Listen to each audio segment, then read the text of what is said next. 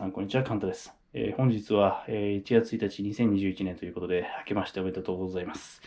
6ヶ月間ぐらいね、Vlog 自体は回していなかったんですけども、そうですね、2020年、非常に皆さんにとっても、特徴的な、印象に残る1年だと思いますし、私にとってももちろんそうで、ありました。ということでですね、こういう実質からになってしまうんですけども、2020年を振り返ってみようということで、ご紹介したいと思います。はい、私の2020年ですね、結構こういう激動な1年間でした。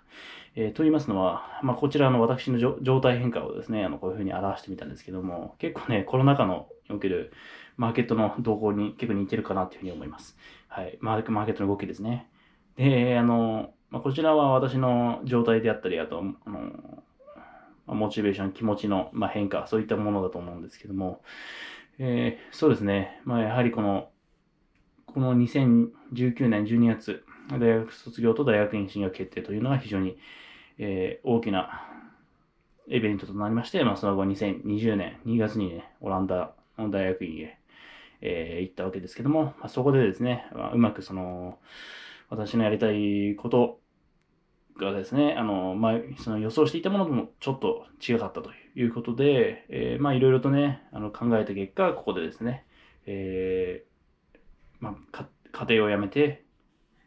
日本へ帰って、就職しようということになりました。はい。で、ここでですね、大きな変化ですね。私は10年間以上、理系、その物理、天文をメインに勉強してきたわけですけども、もうそれを気に晴らしてですね、就職するということになりました。はい。で、そのやりたかった、就職した先はですね、大体その金融であったり、IT 関連の、会社でありまして、ここでは、明確には述べないんですけども、多分、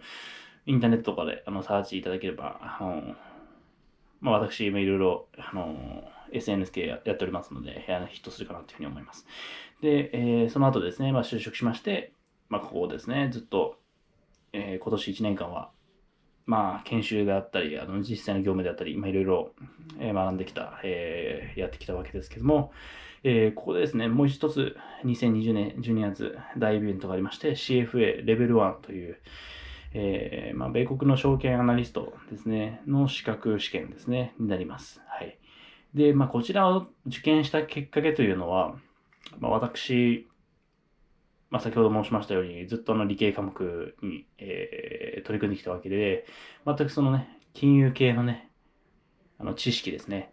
がなかったわけでありまして、そこでですね、いい資格というかね、勉強法はないかなっていうふうに思いまして、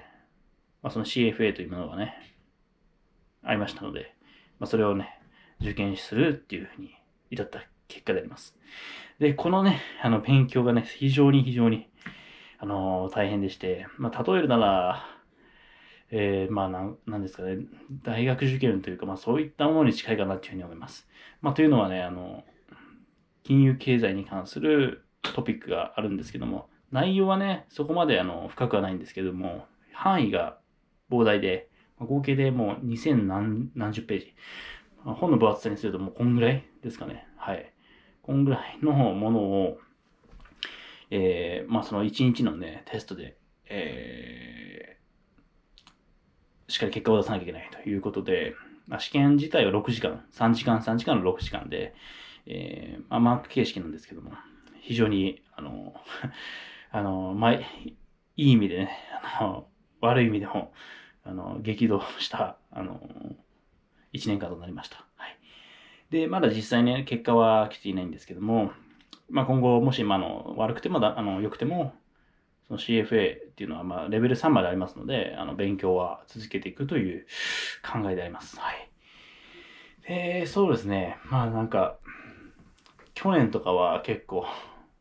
2020年の抱負とか書いたと思うんですけども、2021年、特にないですかね。特にない。というのは、やっぱりこういう2020年ですね、その目標を立てても全くね、違う方向に行くっていうのはね、分かりましたので、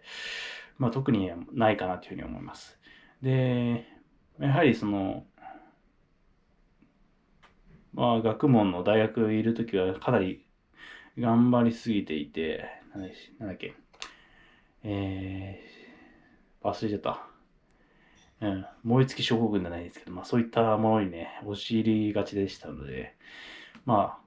あ、今年は気軽にですね、まあ普通にやっていこうかなっていう、感じでございます。はい。で、ちょっと長くなってしまったんですけど、まあこれが2020年の振り返りということで、まあですね、まあこれ家にいる時間が増えましたので、で、